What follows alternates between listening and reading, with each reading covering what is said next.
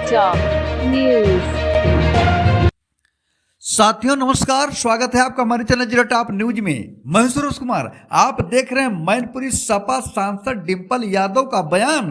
सपा और कांग्रेस को टूटने पर बोली डिंपल यादव।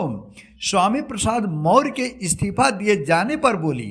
पल्लवी पटेल को नाराजगी पर बोली डिंपल यादव। कांग्रेस गठबंधन पर बोली। राहुल गांधी की न्याय यात्रा में अखिलेश यादव को शामिल होने पर बोली। समाजवादी पार्टी के प्रत्याशी लिस्ट में शिवपाल यादव का नाम न होने पर बोली। यूपी पुलिस भर्ती परीक्षा लीक होने पर बोली डिंपल यादव। और क्या कहा, देखें पूरी वीडियो विस्तार से। और ने आज समाजवादी पार्टी से इस्तीफा दे करके जो है अपनी पार्टी गठन का ऐलान कर दिया। मीटिंग कर रहे हैं, एमएलसी पद से भी इस्तीफा दे दिया है। पीडीए के लगातार विकेट गिर रहे हैं, कैसे देख रही हैं और क्या कहना चाहती हैं? मैं समझती हूँ कि चुनाव के दौरान स्वामी प्रसाद मौर्य जी घाटी में आए थे और वो चुनाव नहीं जीत पाए थे। उसके बावजूद भी समाजवादी पार्टी ने उन्हें एमएलसी बना के विधानसभा में भेजने का काम किया और हम स्वामी प्रसाद मौर्य जी का पूरा सम्मान करते हैं, हमेशा करते आए हैं। और जो अब आप बोलेंगे, नेक्स्ट सवाल करिए। अब पल्लवी पटेल जी ने भी पार्टी में रहते हुए और बगावत के सुर सामने ला दिए हैं कि राज्यसभा कैंडिडेट को वोट ही करने वाले हैं। कहती हैं कि पीडीए के नाम पर छलावा कर रही है समाजवादी।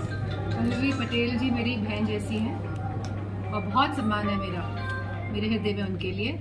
और समाजवादी पार्टी के सिंबल से पल्लवी पटेल जी लड़ी थी और जीती थी। हम चाहते थे कि पल्लवी पटेल की जो माता जी हैं वो भी समाजवादी पार्टी से जीते और वो भी सदन तक पहुंचे विधानसभा, लेकिन वो अपनी पार्टी के सिंबल से लड़ी और पल्लवी पटेल जी समाजवादी पार्टी के सिंबल से लड़ी और वो सदन तक पहुंची। हमें खुशी है और आगे भी इस तरह की कोई बात होगी तो हम पूरा समर्थन करेंगे पल्लवी पटेल। तमाम नेताओं ने मैडम नेताओं ने कहा कि पीडीए का मतलब जो है पिछड़ा, दलित और अल्पसंख्यक है, तो क्या दलित और अल्पसंख्यक महिला नहीं हो सकती थी इन 3 कैंडिडेट्स में राज्यसभा के? मैं समझती हूँ बहुत छोटी लिस्ट थी 3 लिस्ट की, और आपने जो कल लिस्ट जारी हुई है आप उस लिस्ट की बात नहीं कर रहे हैं। जो लोकसभा की लिस्ट जारी हुई आप उसकी बात करिए। आप कहाँ छोटी छोटी बातें करते हैं। समाजवादी पार्टी ने हमेशा नेताजी के समय से पीडीए की बात करी है, पीडीए के लोगों को आगे लेके आए हैं।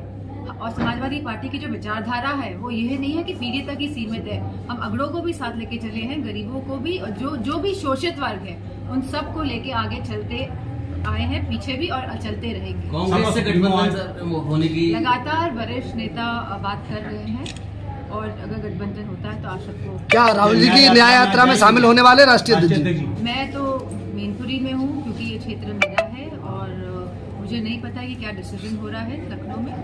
आपके चुनाव की तैयारी कैसी चल रही है? 24 में आप भी कैंडिडेट हैं यहाँ से, आप क्या इस बार कर्तव्य दिखाने वाले हैं? समस्त लोग जो उन्हें भरपूर प्यार दिया है, सम्मान दिया है और मैं समझती हूँ जिस तरह पिछली बार लोकसभा सीट मैनपुरी ने समाजवादी की तो विचारधारा का समर्थन किया था, आने वाले समय में आप देखेंगे कि पिछले वोटों से भी बढ़ चढ़ के इस बार हम जीतेंगे। समाजवादी पार्टी की दूसरी लिस्ट जारी होगी प्रत्याशी की, लेकिन चाचा का इस बार उसमें भी नाम नहीं है। वो समाजवादी पार्टी का मामला है, तो जल्दी आपको पता चल जाएगा कौन कहाँ से लड़ा। किसान आंदोलन में राकेश टिकैत भी कूद गए हैं, बता रहे हैं कि पहले से भी बड़ा आंदोलन होगा। विपक्षी यानी सत्ता पक्ष के लोग ये कह रहे हैं कि आप लोगों का षड्यंत्र के तहत ये किया जा। ऐसा कुछ नहीं है। हम सभी जानते हैं कि किसान पूरे जो हिंदुस्तान का परेशान है और इतनी बड़ी संख्या में अगर किसान निकल के बाहर आ रहे हैं और उसमें असलों का इस्तेमाल हो रहा है, रबर बुलेट्स का इस्तेमाल हो रहा है और इस तरह के सोनिक हम लोग सुनने में आया है कि वेपन्स का भी इस्तेमाल किया जाएगा जिससे कि उनकी हियरिंग एड जा सकती है, मतलब सुनने की शक्ति और क्षमता जो हो सकती है उसको नुकसान पहुंच सकता है। मीडिया वालों को मैं देखा है कि वो बुलेट प्रूफ जैकेट्स, टोपी लगा के, हेलमेट्स लगा के वहाँ पहुंचे, लेकिन हमारा जो किसान है जो सड़कों में बैठा हुआ है दिल्ली के, वो बिना किसी इस तरह के यंत्र पहने बैठा हुआ लगातार घायल हो रहा है। तो मेरा मानना है कि सरकार को उनकी बात सुननी चाहिए। 2000 जब उत्तर प्रदेश के चुनाव हो रहे थे तब 3 कानून वापस लिए गए थे और यह सरकार ऐसी ही है, चुनाव के हिसाब से अपने फैसले करती आई है और करती रहेगी।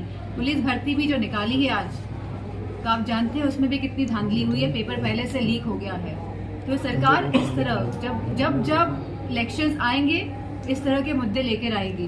पेपर लीक में कुछ अभ्यर्थी आपके पास आए, आप किससे देखते हैं?